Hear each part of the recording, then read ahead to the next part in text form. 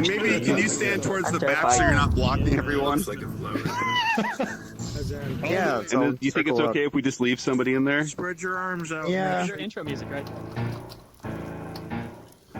Poplapo, geez, how long do you think before these machines wake up and kill us all?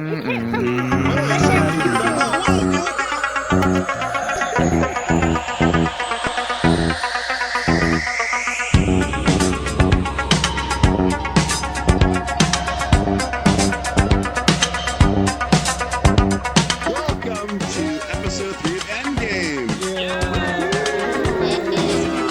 Everyone's so psyched here, I can't believe it. Be careful, little man. So this week, Psych is joining me to talk about how virtual reality has sort of affected our emotional experience. And we'll get to that in a second. But first, I want to talk about like the idea of the end game, where we're heading towards either the collapse of civilization or perhaps total enlightenment and the singularity and everything's going to be great.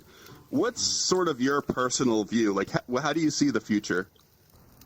I think that I guess if you look at like Facebook and stuff and why they're interested in VR, I think that like over time as the graphics and everything get better, this is gonna basically become more and more like real life, but also where people are actually escaping and developing their personalities in new ways and kind of exploring new possibilities in kind of unique ways and stuff like that. So what are you noticing, I guess, more in the short term, like what's happening right now? Like you sort of brought up the topic of how it's changing us emotionally. Like, what can you say to sort of introduce that idea? Because I'm not 100% sure I understand what that means. Well, I guess the idea that, like, I think almost all of us are probably alone in our rooms right now, yet we feel like we're together right now. And I think that there's, like, you know, the neurobiology of attachment and socialization and interpersonal experience is occurring in our brains. And, like, we're actually having reactions and we feel like we're with each other. So I think that has a huge impact on our emotional experience of the world. And I think it's really positive. It can be a positive one, but it can also be a negative one where, you know, people can also have negative experiences and everything. But I'm kind of noticing that people are getting a lot of social support out of the social VR, which I think is really interesting. Like, my personal reaction to technology recently is sort of like things like Reddit. Like, I love Reddit, but it gives me a lot of anxiety and a lot of anger and a lot of despair, right? It's not adding, I don't think, a lot of positivity to my life. It seems to be very negative because I just see a bunch of things that upset me. And same with Twitter and YouTube, where like there's just this huge quantity of stuff. You can see anything, and everyone's out to get your attention, and so they're just bombarding you, right? So the difference for me is in VR, that's not really happening. I'm not bombarded by a ton of stuff. I mean, right now, this is unusual when there's like so many people here that like it could become chaos. Most of the time, it's pretty calm and we're pretty collected and just people are having conversations and it's really chill. And it's a much more positive experience. I was going to say, I think we're at this intermediary. I think once AI becomes good, I think that what's going to start to happen is that like Facebook or other companies are going to start to target your facial expressions as your, you know, like all these sensors that are coming with VR. It's like, you know, eye tracking and facial expression tracking and stuff. And once that's there, I think we're going to start to see very subtle ways in which advertising is trying to appeal to our kind of underlying drives and emotional experiences, so that it's not like Twitter or Facebook and stuff like that, where it's kind of like annoying you or kind of in your face, but it's going to be like the way that an AI is talking to you is hitting the right strings in a way that kind of draws out your desire to buy the product or to, you know, there's going to be eventually, I think we just saw in politics this past political season or whatever, we saw Reddit being used for so much astroturfing and like millions of dollars being paid.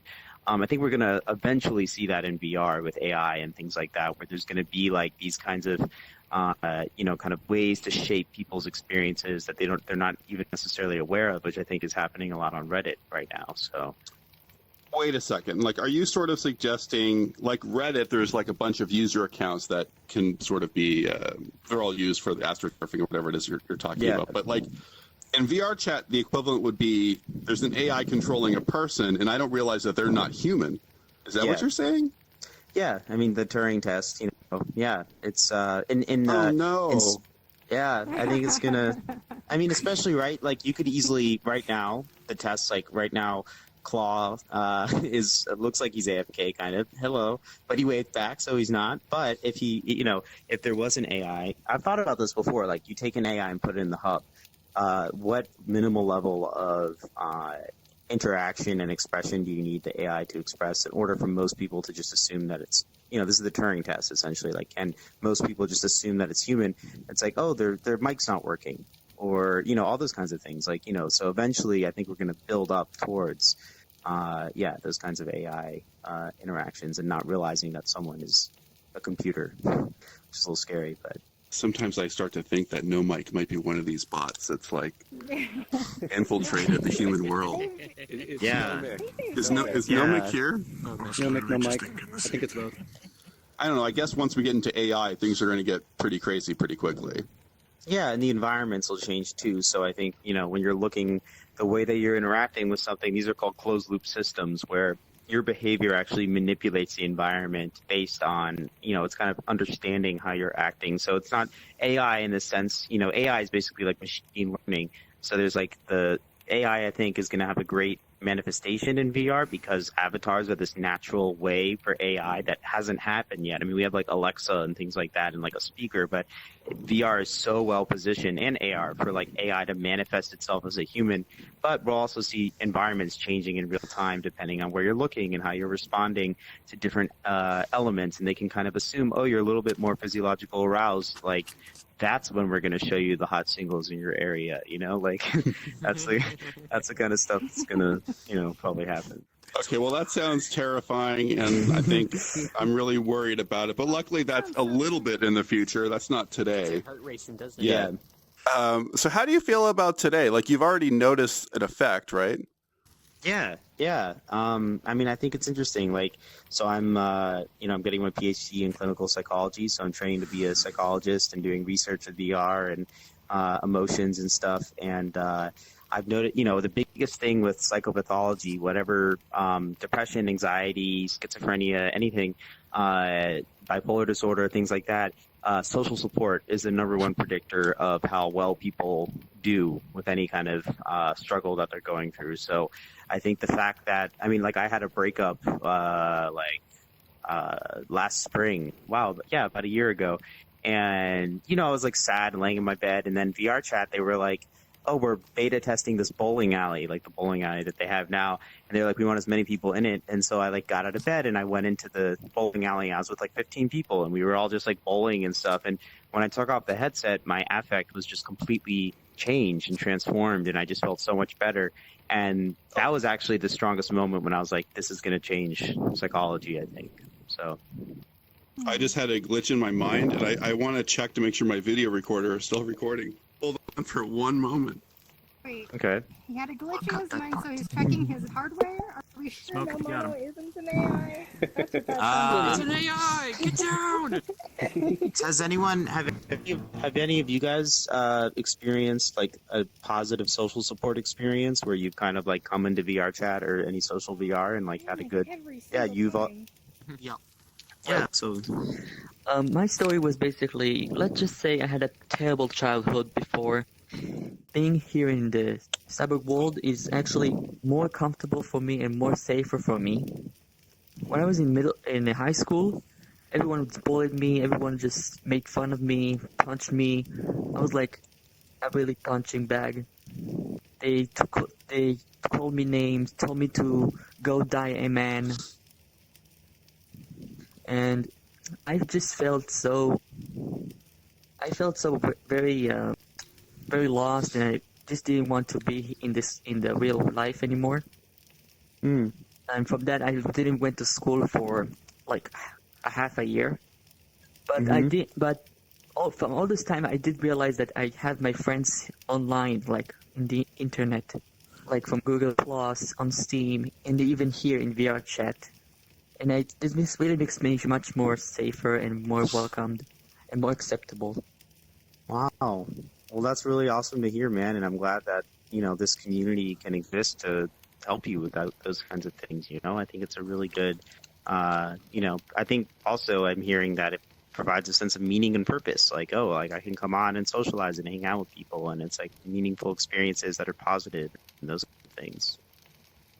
So he's talking about like finding a community even pre virtual reality, right? Because just having the internet and having social networks like online, you already start to address stuff like that with like if you have problems in your local geographic area, like everyone has this one place they can go where they can all connect. And I'd be curious to ask him or anyone else like who was using that support network before virtual reality, and then how it might be different now that it's crossed over to become a little bit more realistic, or at least it's affecting your monkey brain in a different way. Yeah. Has anyone noticed that a change in that or anything? Well, I can say from my experience, I was on Facebook for a while, and I grew to the point where it was not a pleasant place to be. People posting crap that I didn't care about, and insane information that was just like, where did that even come from? Reposting fake news or, some made up story that the Earth is flat. And I got tired of Facebook, and I didn't do anything like social network wise. And then a year and a half ago, my now ex-wife decided that was all over. And I have a son, so I see him every other weekend. And up until I got into VR and found VR chat, the time between the weekends I spent with him, I did nothing. I came home, I sat on my computer and continued to work from home, what I didn't accomplish during the day, and it was just monotonous and boring. But now it's like I got friends I can hang out with and talk to, and I look for some same people to go do whatever, whether it's just sitting and BSing in the pug, or go on a random adventure in somebody's new world that they release. There's a level of anonymity here that you don't know where I am, and I don't know what any of you look like, and none of you know what I look like, except everybody knows what Bill looks like. In all of his 8,000-foot tall glory.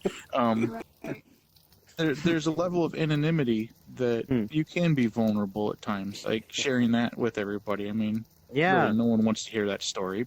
Not that I won't really want to tell it, but there's a level of that I feel comfortable, because one, we all have something in common here, which is an interest in moving forward in how we perceive the world as a whole, whether it be for gaming purposes or, in this case, an extremely amazing social experiment as far as I'm concerned, because I don't think anything comes close to how this operates.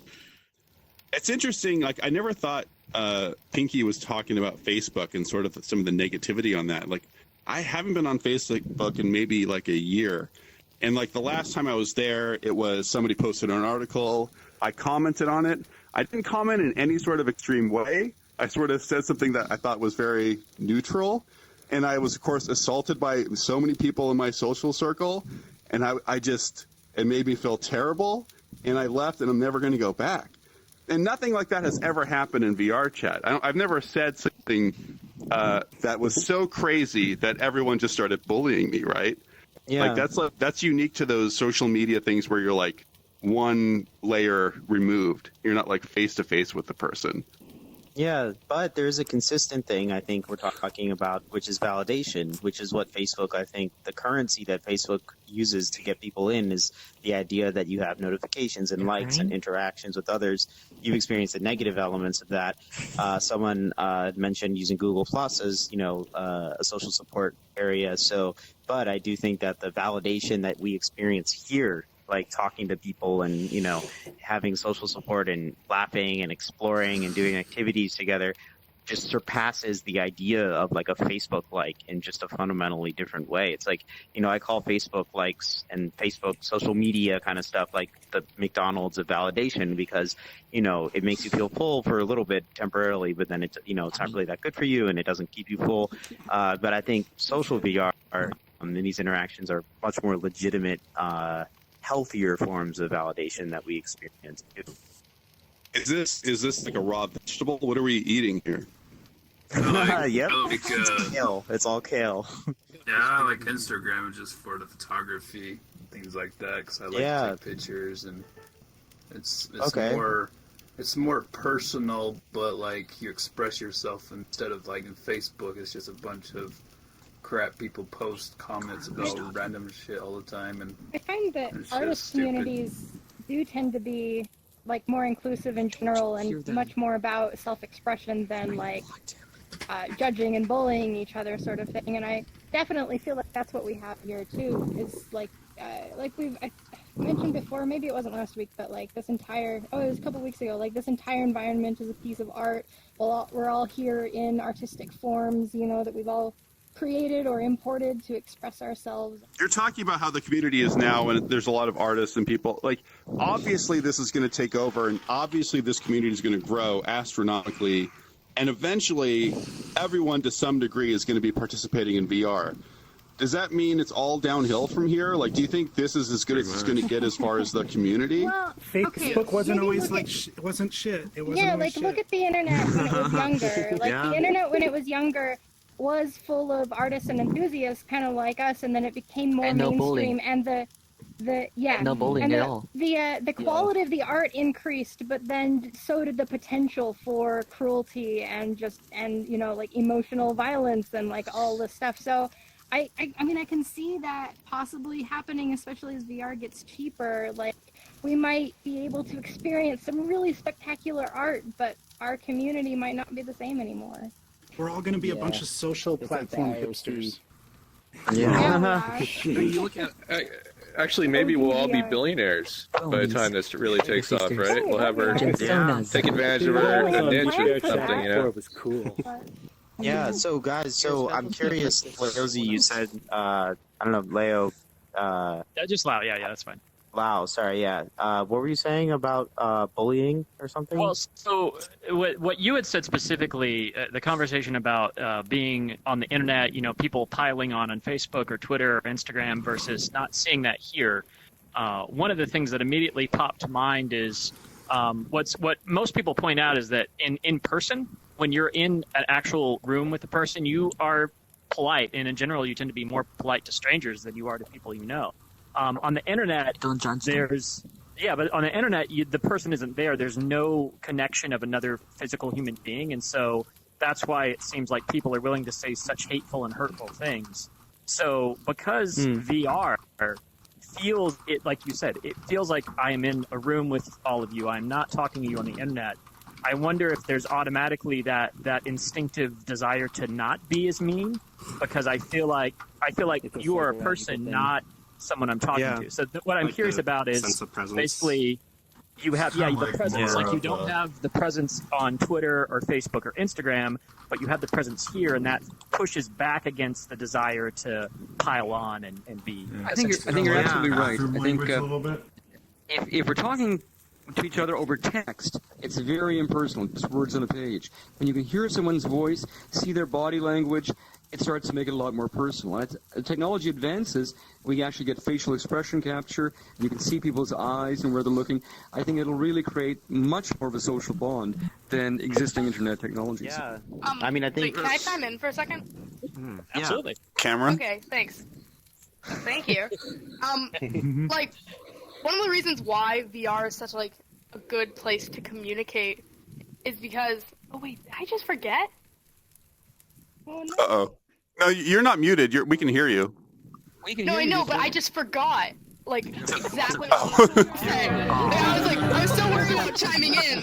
Thank you, Dan. It'll come back. There's 50 people listening to you. Maybe that's what. Yeah, Your just brain like, will keep searching for it, so it'll keep... Okay, so like... You got it? I remember. It's so good. I have such a great thing to chime in. But like, I feel like why we all take VR so seriously like this is because this isn't just like a right or something. This is like, we earned this. We spent money to get where we are. So I feel like we hold a certain respect that we put so much time and effort into this little thing that isn't really necessarily real. Was the early internet like that though too? Because before everyone had the internet, only a few had the internet. Only a few could afford computers and a modem. I used to go outside and play a ball. Access. We talked about bullying and things like that, but I think an interesting thing just happened right here, which is where Humanoid, you were, you forgot what you had said, and then Dan started playing this the waiting song, and it was really funny. I thought it was really funny, but it's interesting, and this is kind of like what I study is like interpretation bias. People who sometimes are more socially anxious, and sometimes it doesn't happen in VR, but someone could misinterpret that situation with everyone laughing as a humiliating experience and be like, completely, they could be dejected and never log into VR chat again. So it's kind of interesting that the same. Made me feel weird and awkward, actually. Yeah. That whole thing. Interesting. And so, what made you feel awkward about No, it? you meant well, Dan. Well, But just you said- yeah, and it's All okay. know he meant well, but just if somebody watching from the outside could take that as bad. I see. interpretation bias, like and- you said. That's and I the think- thing. It was just like I had to fight the feeling. Yeah. Interesting. But I think Humanoid Yeah. was laughing along with us, and that made it okay. I think if Humanoid had been uncomfortable, I think we would have all shut up and just waited politely. I hope. Yeah. In any social scenario, you've got to be able to interpret not just what the other person is saying, but what they're intending to say too. And Yeah. I mean, there's probably as much a skill in social VR as it is in need space VR. You notice that in cars as well. Like you talk about road rage, right? But even just separating people, putting one person in a car and one person in another car, automatically you have less empathy for the person in the car than you do when you're standing. Yeah. With them. So yeah, I think that the sense of kids, get off my road. I definitely think that the sense of being physically present with someone does fight back against the sense to just be rude and Yeah. You heard of Second Life, right? No, I've been there for Yeah, years. And on Second Life, there's actually a thing called a real life tab where you can actually view people's real life information if they preferred it. So some people do that. They put like a fake photo of a random thing or just a picture of a random something, but they do put a little bit of information like how old they are, where they're from, and all that. But like, I think that'd be cool if you have a feature where you can click on each other and they'll actually show you that kind of information. But oh my god, I would love a future where we all got body scans like VR pill, and like that was a mandatory thing that we all had to do. And it was like a secondary avatar that, like, if you had a magnifying glass or special glasses you put on, like from They Live, and then you look at people and you get to see the reality, and you take it off and you see the avatar, that would be really cool. That's I going to wonder be if the no next. one would want to do it. Well, the next dating app is going to be a VR environment that requires that everyone's verified 3D scanned, and then you have dating in VR. Oh, man, that's cool. That's going to be huge. But Owlboy, did you? I saw you raise your hand. Did you have something to say? Yeah, I don't mean to be contrarian or anything, but as somebody who runs a public room that lots of random people come through, I've experienced a minority of people that do the things that we've been expressing nobody does so far in social VR, as far as making fun of us for taking it seriously and not respecting it and thinking it's just a game. I'm like, whoa, guys, you're taking this too seriously. Why can't I just throw stuff around? Oh, so really, we're talking about role playing, which is interesting. Is that, Well, which is that best though? Second Life was way worse. I guess I have an opinion that role playing is slightly different in the PUG as far as I guess it's a role, but it's no more than a role than it is like you guys have roles right now. You're not role playing, or are you? Yeah. Are you do you guys mean role playing? role-playing You're role playing a TV audio show? Do you mean just role playing being human? And like, what do you mean? I think my real self. I think the role playing comes in when you're using virtual objects in a way that is not actually occurring. Maybe. I mean, it's a really interesting question. I've never thought about that. Do you think this is temporary, just as VR is introduced, and like maybe after a few years people will calm down, or? No. Well, that's not what happened. I don't think so. It went the other way. It's I going to think get it's worse. just gonna get worse. It is still a very tiny percentage of people, and it really throws me off when it happens. Like, I don't expect it, and I'm not cynical and assume that that's what I should expect of people. Yeah, it's hard to know, and I think there's just like a distinction that's going to be like role playing versus real, and like if the same neurons are being activated, is it what's the difference kind of thing, and especially as we get more and more realistic. I also think a big variable that we're seeing. So at SVVR, Philip Rosedale, the creator of Second Life, he gave a talk, And it was really interesting because he said one thing that is unique about VR right now is that this social VR right now is strangers, almost all strangers. And I do think that there will be some kind of transition into, once Facebook is as normal as it is. If you think about it, what would Facebook plus this look like? It would look like us being with 20 people that we know in real life too. Maybe other people mixed in as well, but it'll be like, and I think it'll start to change things. There won't be, on Facebook, there's these comments and arguments that devolve into things, but like, it'll be like more real. So I think we're actually it's going to be interesting. I think there's another factor that enters into it as well. And on Facebook, if you post something, it's there forever. Whereas here, conversations are transitory. I say something, it's gone, right? It's not really. Not really, because a lot right of now, no. There's like 4 streamers in here. Right, fair enough. Could be recorded. Yeah, I'm streaming. There's like 20,000 people watching. Sure, but by the way, this is all being recorded. Hi, everyone. Oh my God, I'm on YouTube. Hi, Mom. Hello, welcome to YouTube. And I'm recording it on top of that on YouTube. So.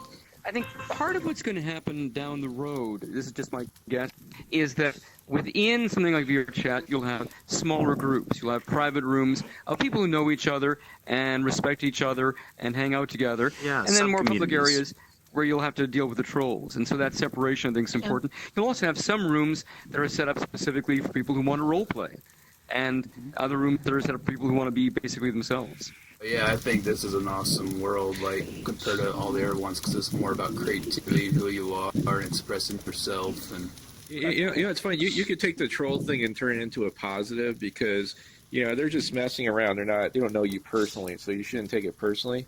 And I'll be honest with you, in some cases, it's pretty entertaining, like what they're doing and saying. It's kind of ridiculous and crazy or wild or whatever, but it's not real life. They don't know you. You don't know them, so you shouldn't take it personal.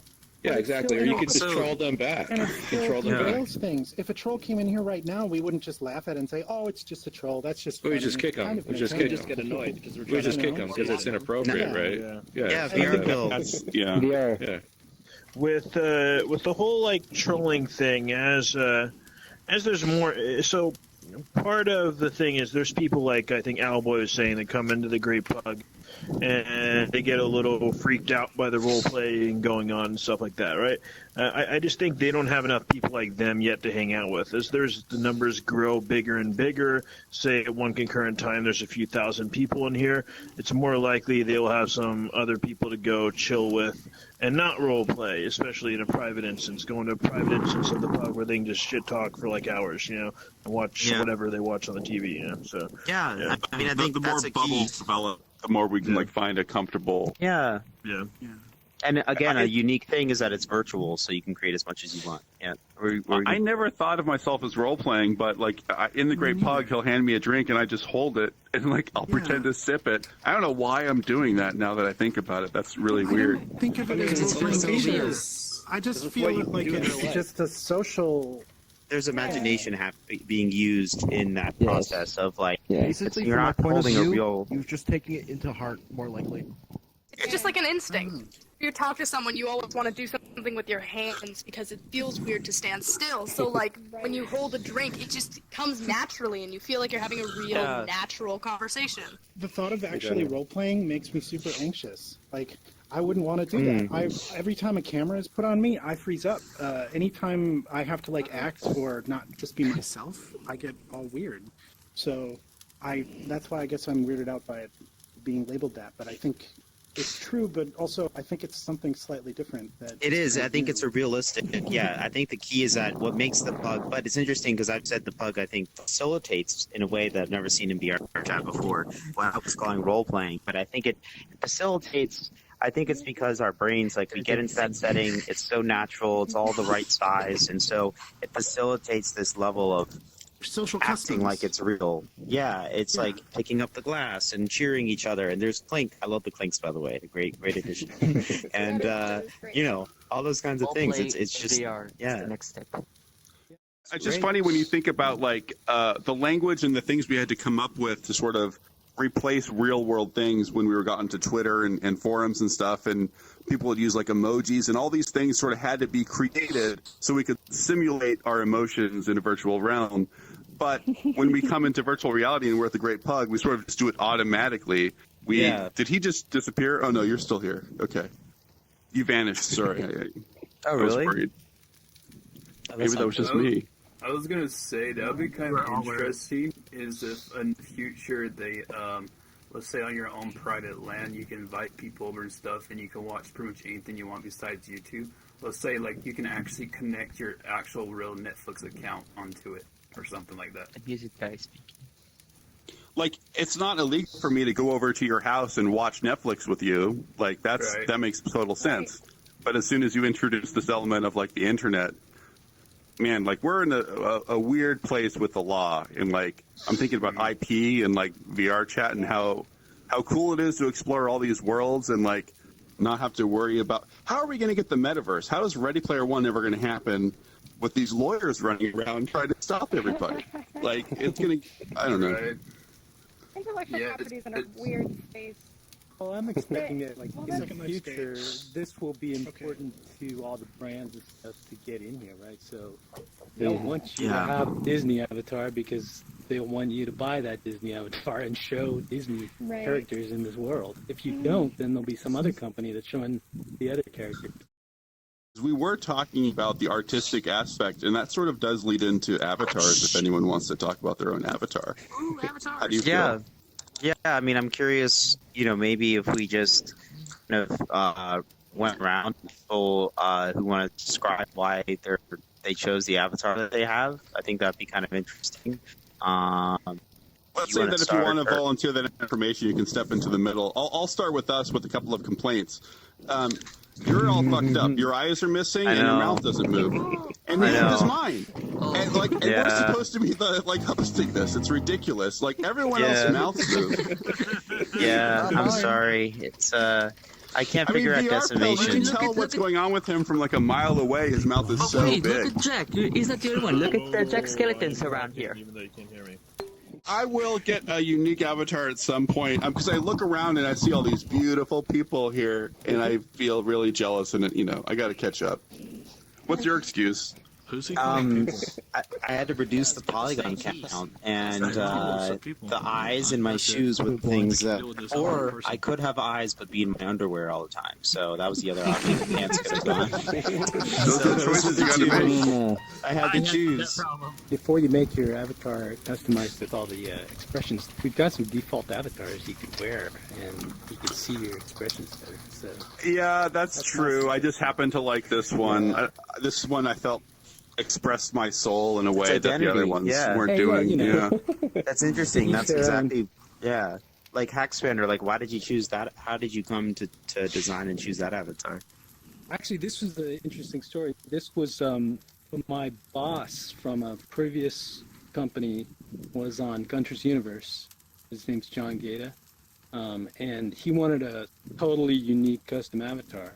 So I actually got this off of Turbo Squid and went through and did some modifications to it.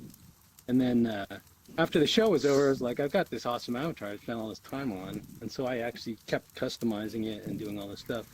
I'm also the guy who does avatar tech for VR Chat, so this has like all the new stuff that we keep putting into the SDK and stuff. So when he talks, that's kind of what I do. Moves on his yeah, chest. exactly. Like these are all experiments with like new stuff that we can do with our avatar. So this guy will probably evolve as we have more powers in avatars. Nice. I love it. I mean, that's one of my favorite ones. Like for example, like this, right? Like no one has these because we're gonna have the ability to do this soon. But snap! I don't want to put anybody on the spot, but like I'm curious about certain people like Popolo and. I mean, I have no idea why VR Pill has chosen this, but I love it. Dan, you want to talk? Well, basically, my character, my avatar, based on the music I play a lot of Nintendo music, basically. So, I decided to upload them into Unity and get them into VR Chat that way. So, which version of Mario is this? Oh, this is Paper Mario. Very nice. What about you? Get out of there. Yeah, Phil, what about you? So yeah, I used to do a site on VR. It's been inactive for a year, but it was called the VR Pill, and my logo was a red circle with VR inside it, right? So when I came into VR Chat, I thought, well, I'd like to have a unique avatar, but I can't really, do art or any of that stuff. So I was like, why don't I just use my red logo for my site and just be one giant like circle or spear thing with legs. So originally this was just this big fat spear with legs walking around. And then people helped me make it better and better. Yeah, until it had the eyes and the mouth and all this stuff. Yeah. It was You know what a it big kind of reminds celebration. me of is Jack in the Box, because you're wearing the suit and everything, like the Jack in the Box guy. Oh yeah, there we go. Oh, yeah. Why did you choose to wear a suit? Suit was You're just all business all the time? No, actually, it's a good point. It's lingerie for men. That's what basically it is. That's what. Yeah, I'm a big fan of Neil Patrick Harris. But no, it was. I think I had another version without a suit at one point, and I was like, I'm doing all these meetings with investors and things like that. I was like, I need to like suit up, at least put some sort of professionalism on this goofy avatar. And thus came the suit. So That's really interesting. The idea of sort of looking professional within the virtual space. I never would have thought about that. Fashionable. Got to keep it classy. Yeah, I love the avatar. You're super consistent. Yeah. Super simple. So I originally just wanted to have a custom avatar, and I was trying to figure out what I wanted to have, and so I saw there was a karaoke night event at one point, and I was like, I could do something with music related. And so I had a ukulele at the time, and well, it kind of came into this, and yeah. I love it. It's really cool. Should we try and psychoanalyze these? Yeah. Oh, here we go. There we go. Yuval, talk about your avatar. Well, I basically wanted to. Well, first off, my first avatar was of course, the Jack Skeleton. It was the first ever avatar I uploaded in my life, thanks to all my friends like Vino. Hey, Jack. Hey, Jack. And then I just started to do my favorite TV shows like Steven Universe. That's cool. Where do you grab the assets? The assets I grab it on DeviantArt. They're using MMD models. As for this avatar, it actually really improves my real self. Like my face, it really looks like me in real life, pretty much. And I always wanted to have a real life Tron suit, but the textures got broken. All right, Ghoster. So I actually chose this model because I plan on going to a convention as this guy. I mean, not with the red, and not with the crazy textures and stuff. But But I'm going to go as a Jack Skellington costume, and I kind of always liked him. I think I can, psychoanalyze it now because I can look back on it. But I've always seen myself as a really skinny, tall guy, and just to have an avatar that's kind of not necessarily spooky or I don't know how do you want to describe it, but he's kind of the main character of his own story almost. Mm-hmm. He creates his own story, and the fact that sometimes I see myself in his body image just kind of says, something about me. And even today, I saw Sir Kazalot. I put my word publicly, and I have this on an avatar pedestal, and I was like, wait a second, why is that guy in my avatar? I mean, nothing against him, he can keep it. But it's kind of like that, looking at myself almost, that unnerved me there for a second. You really do become connected to your avatar, right? Especially if it's customized. And I've definitely had that experience. I don't own this avatar. This is like a default avatar. But when I see someone that looks like me, I don't like it. Hold on, I want to get a picture of that. Can I get a picture of that? That was really cute. Other Jack, get up here. All right, 3 Jacks. Wait, let me join the family. Let me join the family. Jack, come on, Jack, get in. I'm the ghost of Jack. And you I'm don't the have dead Nightmare Jack. Before Christmas? But a lot of people actually know me for one of my other avatars that I first used for a very, very long time. Oh, yeah. This one. Oh yeah. I mean, simply because this is like my second model, and I just decided, with this model, after I rig it or get a rigged one, I'm going to throw some objects on it. This has got to be a thing you can do. And so, added a jetpack, figured out in the garden that, oh yeah, I fly.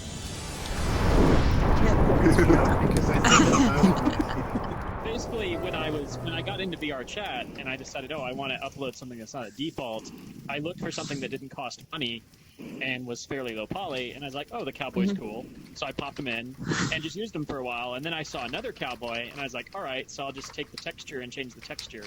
And now, since I only have the texture, which I could do for free, it feels like my cowboy is individual and not quite It's special. But right now, I'm running a Counter-Strike outfit that I really like a lot. Basically, got free assets. Your pistol is a bit out of the... Oh yeah, I know. I put it on the wrong leg bone. It's on Auto the draw. lower leg it's on and the not. lower leg. I want to have like the Counter-Strike people like talk about we're gonna go camping, and then we see them at the campsite, and they're all just roasting marshmallows. Because you see, all right, sorry. Before we continue, something is wrong with polygons. It's stuck like this for a couple of minutes. I assume it's a weaker keyboard. Yeah, he's it. Hopefully he's okay. He's ascending to heaven. I want to hear about Poplio's avatar. I do too. Oh yeah, Poplapo. Sorry, Poplapo. Sorry. Yes! Poplapo. That I want to hear was about this avatar.